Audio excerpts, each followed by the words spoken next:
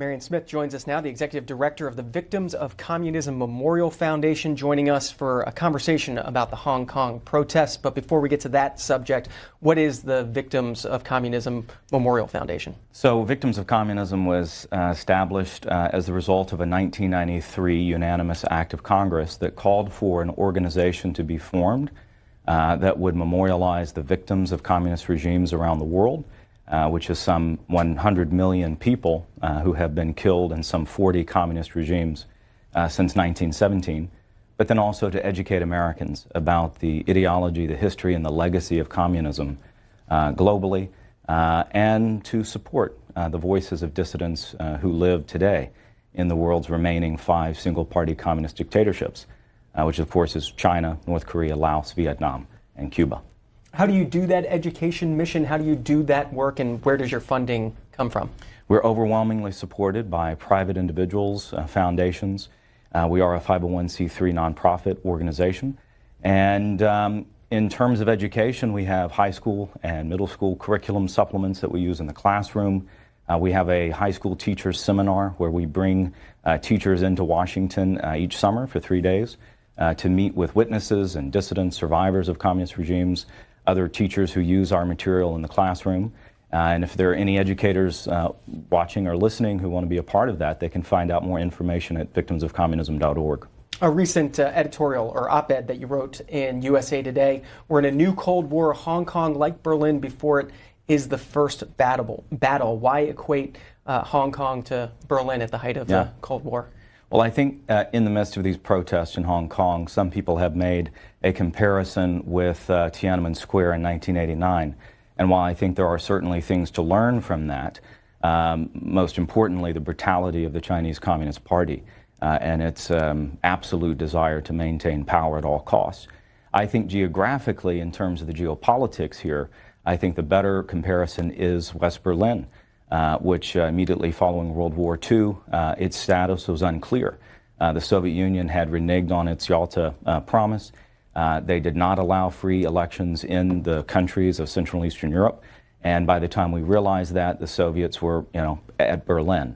And we made a decision under the Truman administration that we were going to draw the line there, and that the Soviet Union was not going to take what was at that time a free city. And you saw it was a bipartisan consensus, and you had JFK, you had Ronald Reagan go to that line and make it clear that the United States would stand for that city, not just for West Berlin, but for what it meant in the Cold War and the confrontation between two systems, communist totalitarianism and the free world. And so I think today in Hong Kong, we see a city that has never before been ruled by a communist party. Those young protesters, those students on the streets, yesterday 1.7 million people, they have never been ruled by a communist party. They've lived in a free city. Their parents, their grandparents lived in a free city. And in 2014, you saw the first wave of protest, which really was a movement that began by young high school students as a result of a Beijing directive that was forcing the Hong Kong high schools to change the history curriculum. And they made it clear that they didn't want anything to do with Beijing's system. And that protest movement has grown from the Umbrella Revolution of 2014, which I had the privilege of being a part of there and meeting some of those leaders and students in the streets, to the massive protest movement that we have seen the last few weeks since June 4th. And yesterday, again, 1.7 million people in the streets. That represents almost 25% of the Hong Kong population. President Trump, yesterday, leaving New Jersey, coming back to Washington, D.C., was asked about the situation in Hong Kong. Here's a little bit of what he had to say. Well, I'd like to see Hong Kong worked out in a very humanitarian fashion. I hope President Xi can do it. He sure has the ability, I can tell you that from personal knowledge. He certainly has the ability to do it if he wants to. So I'd like to see that worked out in a humanitarian fashion.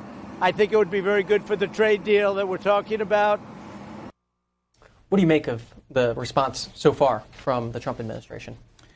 I think that the word humanitarian there is key. And this is where the comparison to 1989 and the Tiananmen Square massacre is apropos.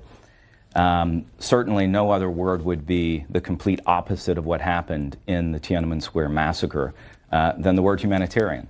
So I think the Trump administration is making it clear that violent crackdown would be unacceptable to the United States, and I would be happy to hear more language making it clear that we stand with the free people of Hong Kong. You don't think they've made that point clear enough? I think when you look at the language that, again, bipartisan consensus since Harry Truman. Harry Truman talked about the moral differences between two systems, the Soviet Union and the free world. JFK went to Berlin with East Berlin to his back and made it clear that we stood with the free people of West Berlin. Ronald Reagan in '87 went to Berlin and said, Mr. Gorbachev, tear down this wall.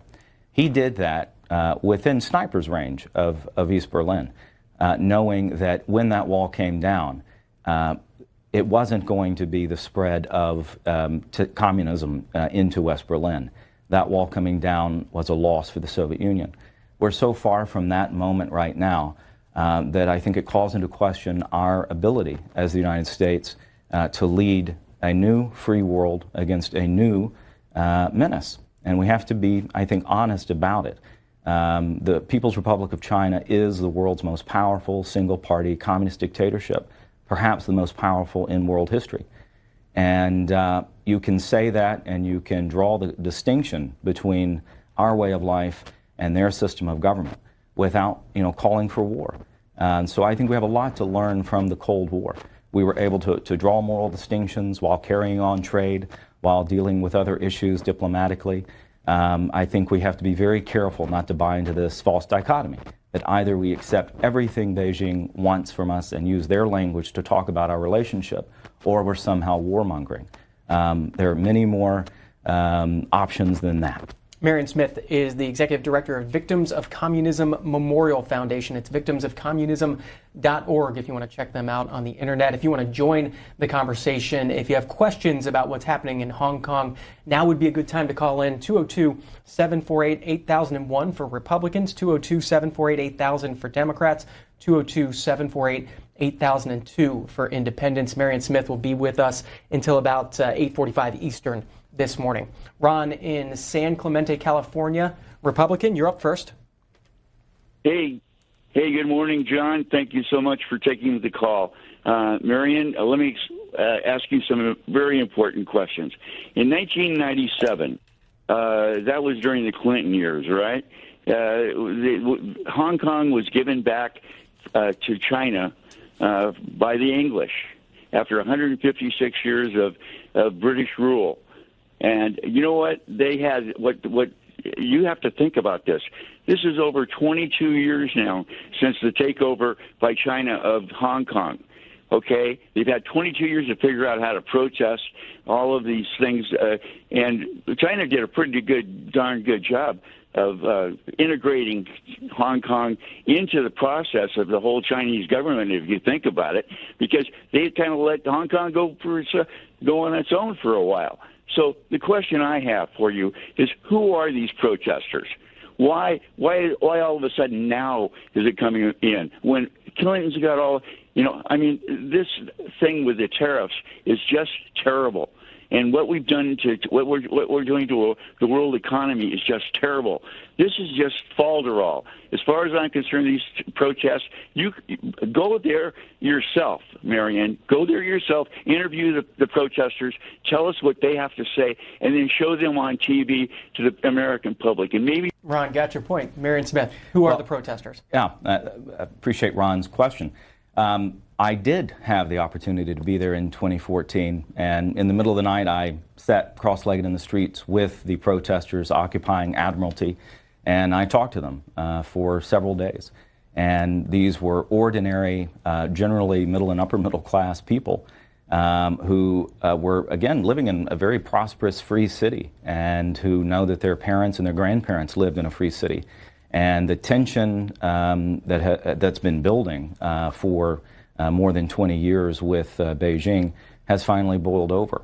And the caller mentioned the 1997 handover, and that was the result of a 1984 Sino-British joint declaration that set the framework for Britain handing over Hong Kong to China. And the legal basis for that was a long-term lease that the British Empire signed with the Qing dynasty back in 1898.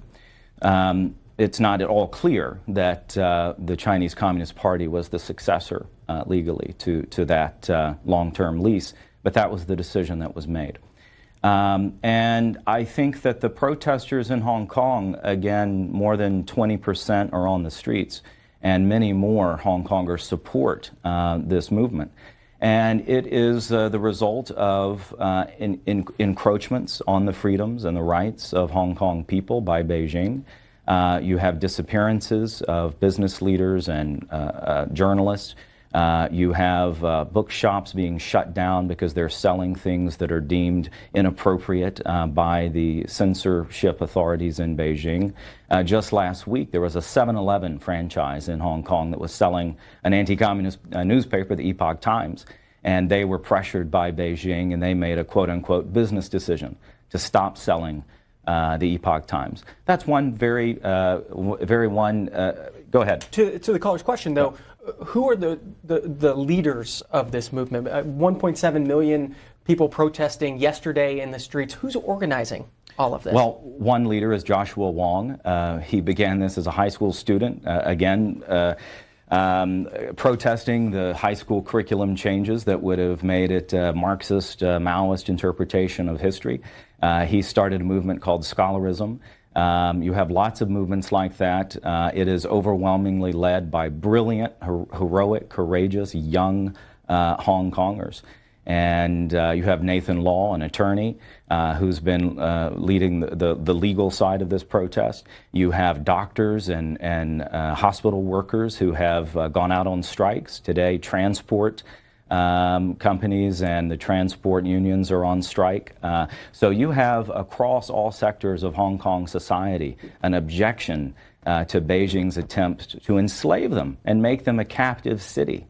It's 202-748-8001 if you're a Republican and you want to join the conversation this morning. Democrats, 202-748-8000. Independents, 202-748-8002. As we said, if you have questions about what's going on in Hong Kong, now's a great time to call into the Washington Journal. Mike in Cary, North Carolina is next. Good morning. Good morning, gentlemen. How are you? Doing well. Go ahead. Great stuff.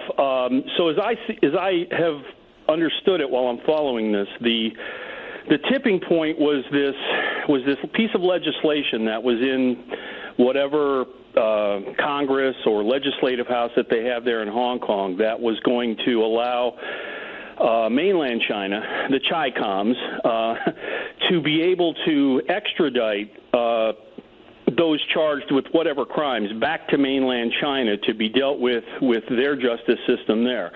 So that's the tipping point. But from what I'm hearing, there's a lot of other stuff going on in terms of a constant incursion by mainland China into what for centuries now, going back to 1840, has been a traditionally capitalist and very free Hong Kong. So that's my statement. My question is, to your knowledge, is the United States in any way, shape, or form fomenting or supporting any of this? Not that I would be against it, okay, because this happens.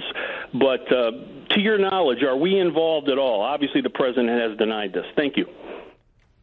Well, it's a good point. Obviously, the immediate catalyst for the protest movement has been this extradition bill that was introduced into the executive, to the Legislative Council, LegCo, by Carrie Lam, the chief executive, who is really an agent of Beijing here in trying to, solidify Hong Kong within the Chinese communist system.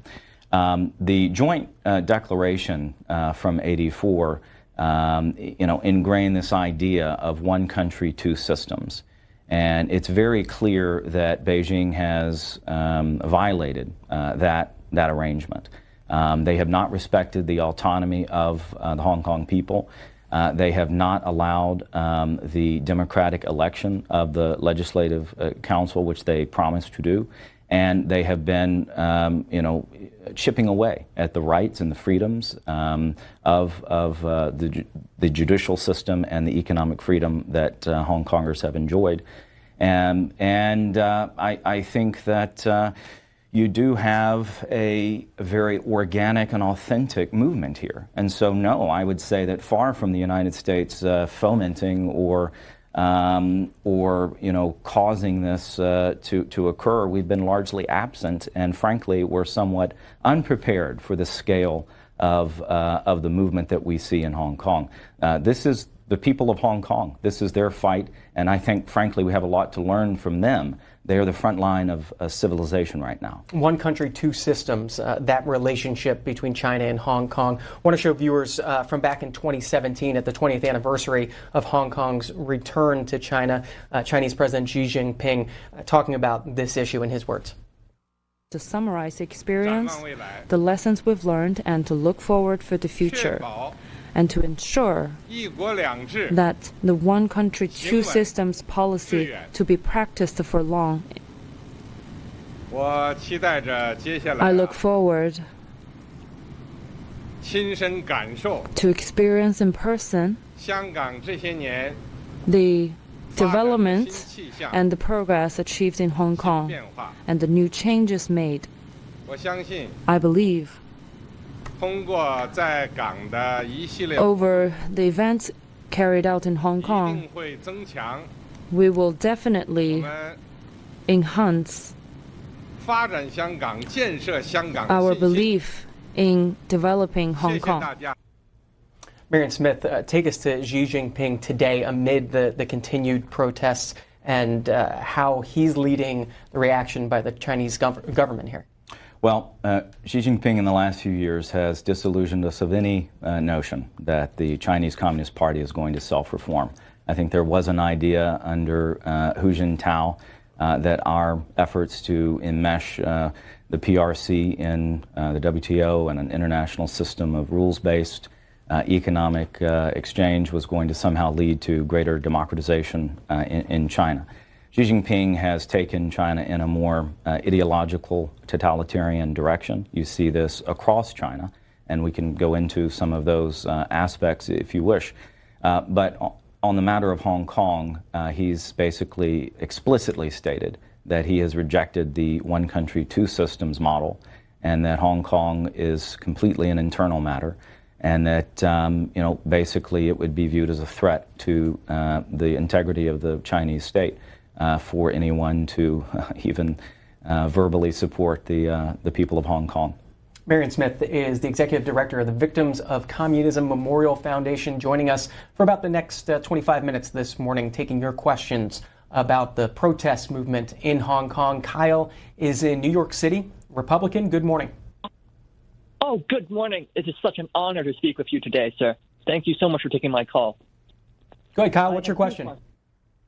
I had two questions intricately linked. The first about the humanity of Chinese students, and second about what America must do today. First, I regularly work with Chinese students in education programs. They seem perfectly normal until discussion of Falun Gong, the Uyghurs in Xinjiang, and of course of the protests in Xianggang. They seem perfectly normal until they use the words terrorist, foreign subversives to describe these otherwise movements for democracy and human rights, because their mindset is, for me, something incredibly terrifying, close to that of Nazi Germany or communist Cuba. Unlike us in China, no change is possible unless the government fears the will of its people. But how will this change in Hong Kong occur in any view if the Chinese minds of their people are controlled by their government? If instead of freedom fighters, the Chinese people think of themselves and of the protesters in Hong Kong as terrorists. And we'll take up that topic. Marion Smith. Well, since 1989 and the brutal crackdown, the massacre of unarmed protesters in Tiananmen Square, the Chinese state has been very good at preventing any sort of mass demonstrations, and they do this through an immense bureaucracy that is dedicated to censorship and intimidation, coercion, and the elimination of political dissidents and anyone who could be a focal point for a movement that could threaten the Chinese Communist Party. What you have in Hong Kong is a very different situation, and of course it is out of hand. But the efforts to absorb Hong Kong totally into the Chinese system is part of a larger narrative of the Chinese Communist Party to make China the party and the party China.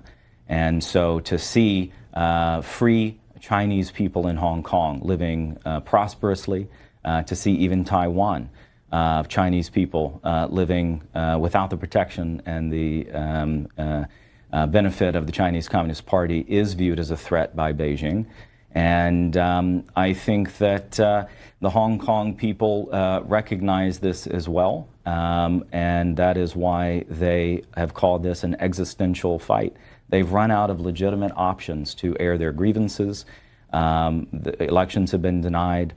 This extradition bill essentially would eliminate the judicial system of Hong Kong, potentially, allowing anyone to be a political prisoner in Hong Kong and transferred into mainland China for prosecution, which would essentially be a black hole. So for them, they've run out of options, and that's why you've seen that they have escalated this to a degree where they've occupied the airport and have unprecedented numbers of people in the streets. Who's on the protesters' side right now? Well, you have many American voices. There have been a number of senators who have supported the protests. There's a bill been introduced in Congress, Hong Kong Human Rights and Democracy Act, which basically would revisit the 1992 Act, where we gave special treatment to Hong Kong in terms of trade and immigration, because we recognized that it was a different kind of system, different kind of government than mainland China.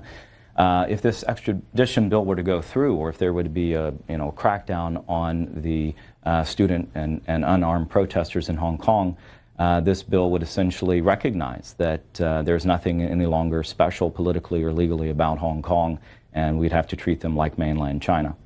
Bloomsburg, Pennsylvania is next. Cliff, Independent, good morning. Good morning. Great subject. A couple things. I think anybody, not just in the United States, but anybody living in any one of the economic powers, whether it's Europe, Asia, India, United States, better keep an eye on this. This is a major economic power, Hong Kong. Very important. You mentioned an analogy with Berlin. I'm an Army brat and spent my 60s and 70s in Europe, and I saw that East and West business firsthand. It's ugly. It's not pretty. I'm just curious to see if there's somebody, we remember Kennedy, who said, "Ich bin ein Berliner." And I'm wondering if there's a leader somewhere in the world today who would do that in Hong Kong in their language. I can't point to a current leader of a country who has been that forceful in standing in solidarity with the people of Hong Kong. I think it's very significant that Lord Patton, who was the last British governor of Hong Kong, and participated in the handover ceremony, has been very outspoken in standing with the people of Hong Kong, because he did his level best to make sure that the promises made in that joint declaration were going to be upheld, and it's very clear that Beijing has decided to simply ignore them. I wonder if you read David Ignatius's column from last Friday in the Washington Post, "Beware the Moral Hazard in Hong Kong." This is what he had to say. "We need to be honest with ourselves and others. The United States won't go to war to save free speech in Hong Kong. The Hong Kong protests present a problem that arose often during the Cold War years. Anti-communist freedom fighters rose up in Hungary and Czechoslovakia. The United States had supported the overthrow of communism, but when crunch time came, U.S. policymakers correctly judged that it was too dangerous to intervene." He writes, "An idealistic, interventionalist America has a tendency to make promises it can't keep. When protesters proclaim universal rights, we rightly stand with them intellectually, but sometimes we go further, implying that we're with them on the barricades too, but that's rarely true, and for good reason. It's too dangerous." Well, we clearly do not have a legal obligation or legal duty to support materially the people of Hong Kong in their confrontation with Beijing. But I believe we do have a moral duty to understand that We still are the best chance for leadership of the free world. There is still a civilization and a way of life to defend, and that there is no greater threat materially and morally to that than the Chinese Communist Party. You have obviously them supporting and funding the regime in North Korea. You have them allying with Vladimir Putin militarily increasingly. It's very clear they're the leader of a new sort of authoritarian, totalitarian order that is against democracy. And again, I just want to point out that the choices are not war or nothing. And the importance of realizing what the nature of the Soviet Union was as they rolled over and occupied countries in Central and Eastern Europe following World War II, as they erected a literal wall in Berlin and put up the Iron Curtain to keep people in, demonstrating that people did not want to be a part of that regime, like we see in Hong Kong. They do not want to be a part of the communist regime represented in Beijing. If we see those events clearly for what they are, we can do nothing more, nothing less than what we did in the late 40s and the early 50s, but to recognize that we are confronting a threat, and we're not going to go to war immediately over it, but we have to sort of reposition ourselves and understand that this is just the sort of opening confrontation. And if we lose Hong Kong as a free city, we have lost the first major showdown in this confrontation with the People's Republic of China. About 15 minutes left. If you have questions about the protest movement in Hong Kong, 202-748-8001 for Republicans, 202-748-8000 for Democrats. Independents, it's 202-748-8002. Robert out of Portsmouth, Virginia, Democrat. Good morning. Good morning. Mr. Smith, I have a question for you. Look here, being that you got the military, the Chinese military, they're buffing up and doing their practice runs and everything else. What's not to make it another Tiananmen Square? Like if say one of the you got all the millions of protesters coming up into the millions of protesters. What if one crackpot takes a shot at the military or anything like that? What's to stop it from becoming a massacre of them people? Well, I think it's significant that given the levels of protesters that we have seen in the streets, I think it's very significant that there has been so little violence. Most of the violence overwhelmingly has been on the part of the police against the protesters and by triad gangs also against the protesters. I think that the only thing stopping the Chinese military from rolling into Hong Kong, of course the pretext would be that the Hong Kong police can no longer manage the situation and that order needs to be restored. The only thing stopping them is international pressure at this point. I think we have to be honest with ourselves, remember what happened in 1989, and realize that they massacred still an indeterminate number of people. We still don't know how many people they killed. And it's illegal to talk about those events in China today.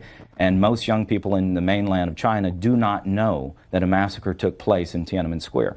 So from the logic of the Communist Party, they think they could probably do something similar and then not have the sort of repercussions internally because they have a total censorship state. Even in an age of social media?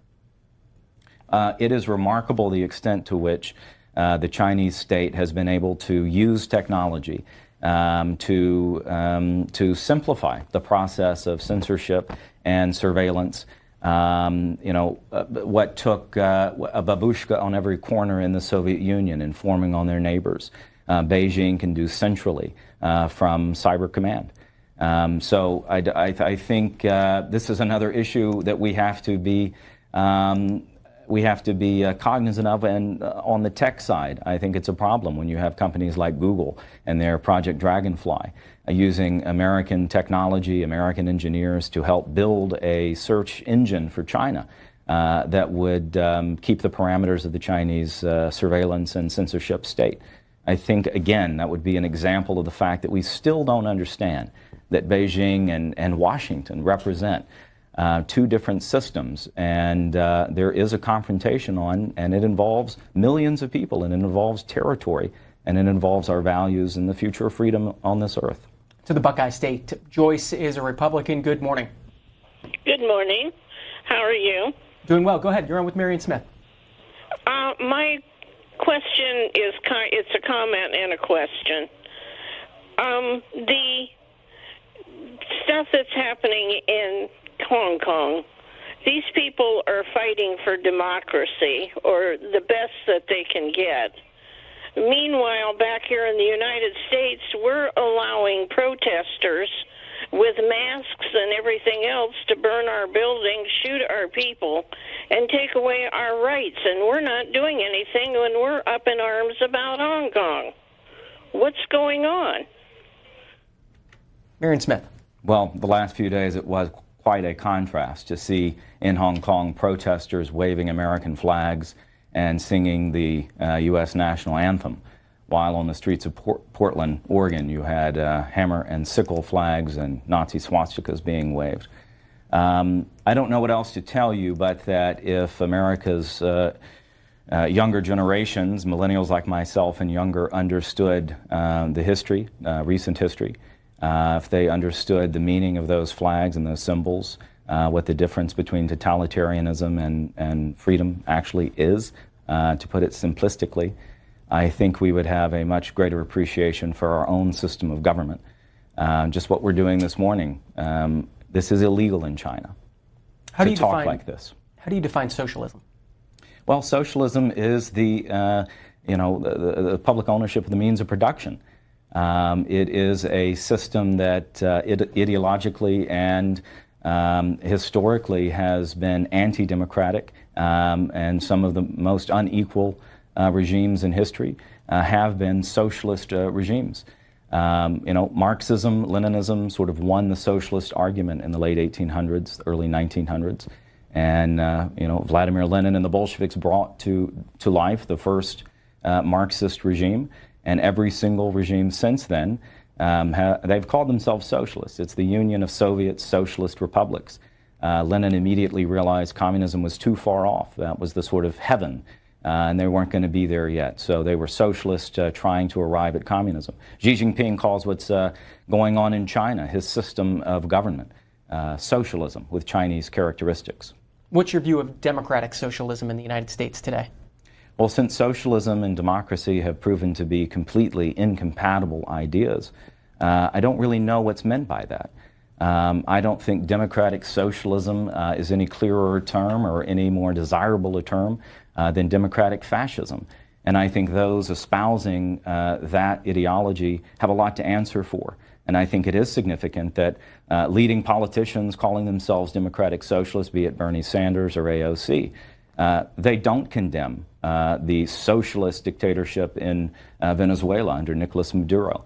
They don't condemn socialism with Chinese characteristics and the human rights abuses that they carry out against not only Chinese people, but religious and ethnic minorities in the country. Brunswick, Georgia is next. Robert's an independent. Good morning. Good morning. I just wanted to comment about the opening of this segment where something like 100 million, over 100 million people were killed by the communists. I don't think that Germany was communist, nor Japan. They started some pretty big wars. And look what we did to North Korea and Vietnam and Afghanistan, Iraq, Libya, and just about every country in South and Central America. I don't see China doing anything like that. Marion Smith. Well, China has an internal empire. They have been committing cultural genocide against the Tibetans in Tibet. There's 1 to 3 million Uyghurs in Xinjiang province in China out of a population of some 11 million. And then you have some 50 million Chinese people who were killed under the regime established by Mao and the Chinese Communist Party in 1949. That remains the single bloodiest record of any regime in human history. When it comes to the United States, I mean, we didn't start World War II. In fact, World War II was started directly as the result of a non-aggression pact signed by Hitler and Stalin on August August 23rd, 1939, where they decided they were going to divide Europe and fight wars against democracy. 2 weeks later, Hitler invaded Poland. A few days later, Stalin invaded Finland and the Baltic states. That started World War II. The caller mentioned Korea. The only difference today that allows 25 million Koreans to live as slaves in North Korea and 50 million Koreans to live free in South Korea is the DMZ manned by the American military. And so I think the 50 million Koreans in South Korea do appreciate the role that the United States has played. And they know that if that line was not manned by the American military, there's nothing stopping the regime of Kim Jong-un, backed by Beijing, from rolling into South Korea and forcibly unifying the peninsula. The caller mentioned Vietnam. I think it's remarkable today that Vietnamese people, especially the young people of Vietnam, are very pro-American, and they're frankly terrified of the regime in China. So I think there's an opportunity there to bring Vietnam closer to us on certain conditions that would require democratic reforms, but would offer them a way to secure themselves to some extent from the aggression of Beijing. Reedsville, Wisconsin. Patty, a Democrat, good morning. Yes, thank you for this very informative topic. Please, Mr. Smith, what should the protesters in Hong Kong do? Thank you. What should they do? Well, the protesters have been very clear. I mean, there's no individual leader or individual organization that can be deemed to speak for the entire movement, which makes it all the more remarkable that they've been so organized and do have a consensus about what they're asking for. They are asking for the resignation of the chief executive, Carrie Lam, who in their view does not have the best interest of the people of Hong Kong in mind. She has the interest of Beijing in mind. They have called for the withdrawal, the formal withdrawal of the Extradition Bill in LegCo. And they've called for the immediate release of all of the protesters who have been arrested and are detained, understanding that they are political prisoners and should be released. And if those conditions are met, I think that we would see a de-escalation of the crisis. But I think anything less than that, they've made it very clear. And, you know, the unprecedented number yesterday, it was clear that after many weeks of protests and ups and downs, the movement is actually growing and shows no sign of abating without some sort of accommodation from Beijing. What's been the downs? Well, the downs have been the violence. The protesters have been very clear that they do not want this to be a violent movement. And you can see it in the signs that they put up. You can see it in how they try to maintain order in their ranks. They try to weed out, you know, subversive elements who come in and try to create chaos and disorder. And again, I think it's remarkable that given the fact that some 25% of the population have been on the streets, that so little violence has taken place. But you do have excessive uses of force by the police. You have, you know, tear gas and rubber bullets being fired at close range against protesters. The umbrella in 2014 became a symbol because once the tear gas canisters came out, they put up the umbrellas to defend themselves. To LA, this is Jane, a Republican. Good morning. Good morning. Thank you from Mr. Smith for the very good comments. In my opinion, it's hypocrisy that we support people in Hong Kong as they are fighting for democracy, and we say that we need to stop China from repressing these people, but we call Yemeni freedom fighters rebels, and we help Saudi Arabia to kill them as much as she can. So it shows our line about supporting of democracy. We only care which country gives us enough money to close our eyes on their brutality. Democracy dies when money is more important than people's lives for our politicians. Thank you, Mr. Smith, for your comments. Well, I don't quite understand the question. That's okay. We've got plenty more callers for you. Eric is next in Milton, New York, an independent. Good morning. Good morning. I'm not a communist, and I sympathize with you. I am also suspicious of the hegemonistic type tendencies that this Chinese government has, especially in Asia. Okay, they are trying to assert themselves at the risk of others, but I'm also a realist, and I was hoping that you could address a couple of points that people on the other side of this are making, which is that America has, for better or for worse, tried to, with the role of the CIA, State Department, organize insurrections, protests around the world. We've organized coups in other countries over the decades. And the Chinese are very suspicious of this. Okay, they consider the West, especially the United States and England, to be imperialist powers who are trying to promote these types of things as a way of trying to dominate the world, either directly or indirectly. Could you address that viewpoint that they present to the world? Sure.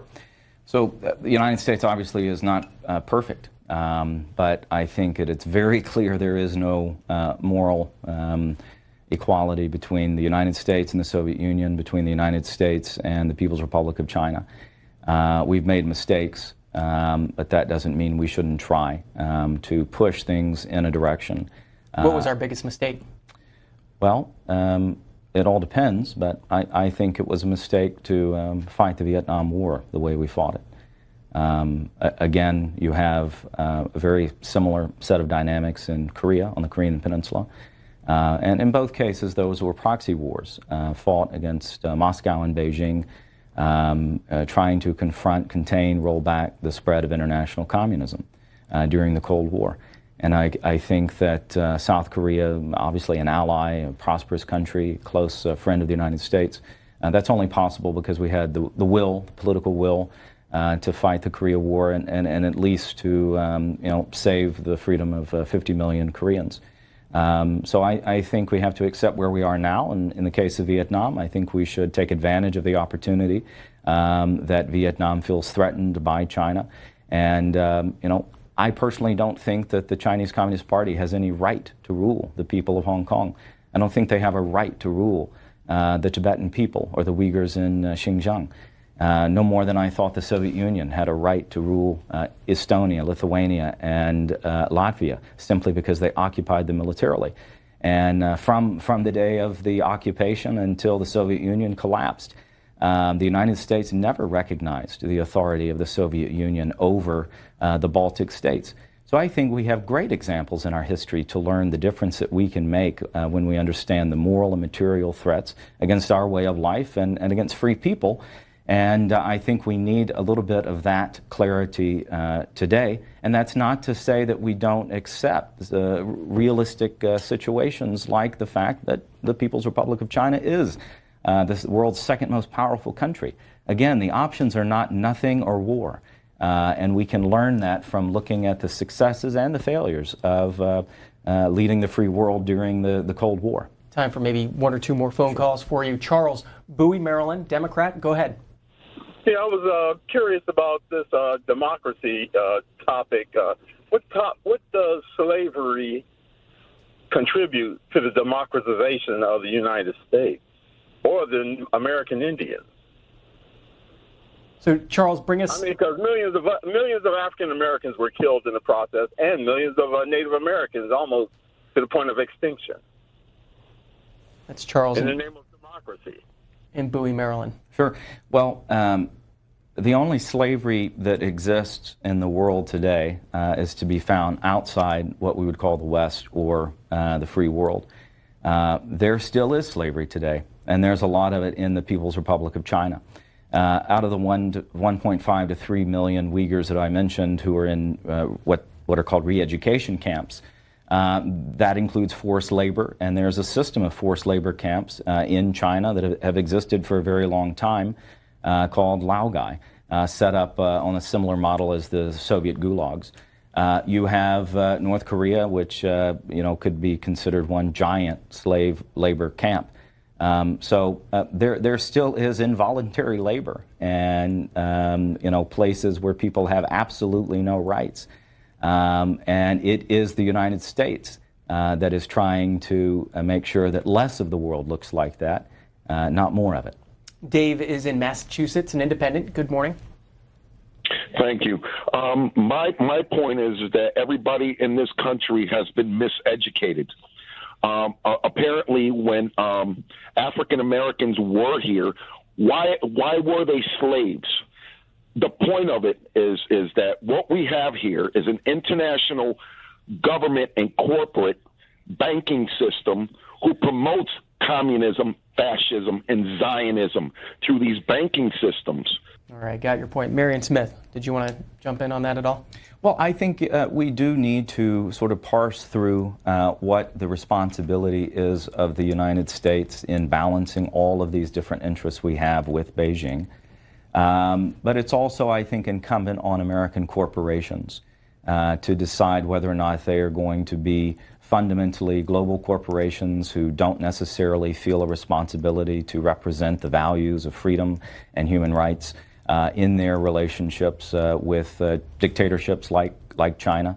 I personally am offended that a company like Google would be cooperating with Chinese state security to try to build a system to help the Communist Party better surveil and censor the Chinese people. I don't think that's appropriate, and I think as more Americans sort of wake up to the reality of the relationship between China and the United States and the situation within China, that will be less and less acceptable. A question from Wild and Wonderful on Twitter. Will the United States sell out Hong Kong for a small victory in Trump's trade war with China? What do you think?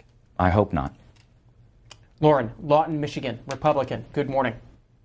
Yeah, I was hoping that you would give us some insight into the living conditions, in other words, hourly wage and living conditions in China. And then on top of that, I haven't seen on the email the consequences that these protesters are facing when they get arrested.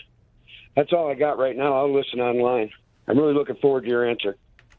So in terms of some of the treatment of protesters who were arrested, we know that there have been some pretty severe beatings that have taken place. Of course, that would be extrajudicial and is frankly very much not in keeping with the reputation of the Hong Kong police force for many, many decades. And I think it shows the increasing corruption not only of the police force in Hong Kong, but of all of the city's institutions. When it comes to living in labor conditions inside of China, it's a massive topic. I think at the very bottom you would have those political prisoners who are in forced labor camps or prison detention systems. And at a very extreme end, you have a system of involuntary organ harvesting where we know that thousands of involuntary organs have been harvested involuntarily from political prisoners and made available to party members or to an international organ sort of tourism industry. So that would be one of the extreme ends of this. You have, of course, a massive population of undocumented Chinese people who don't have papers and sort of migrate around the country. These would be maybe children born to families who had violated the one-child policy. There are so many anomalies to the Chinese system that Americans don't understand because we think they're a system pretty much like ours, and they're not. What you do have in China, of course, more than 1 billion people, many of them are the losers of the system. But you do have a very large Chinese Communist Party, some 90 million members, and lots of winners in the Chinese system as well. And those are the voices that get out. Those are the voices the world sees. And our organization and lots of others are trying to make sure that in our relationship with China, we at least understand exactly what is happening inside of China and make sure that that system, which is inferior to ours, does not spread forcibly to unwilling populations. Marion Smith is the executive director of the Victims of Communism Memorial Foundation. It's victimsofcommunism.org and on Twitter, VO Communism, if you want to find them. Thanks so much for your time. Thank you.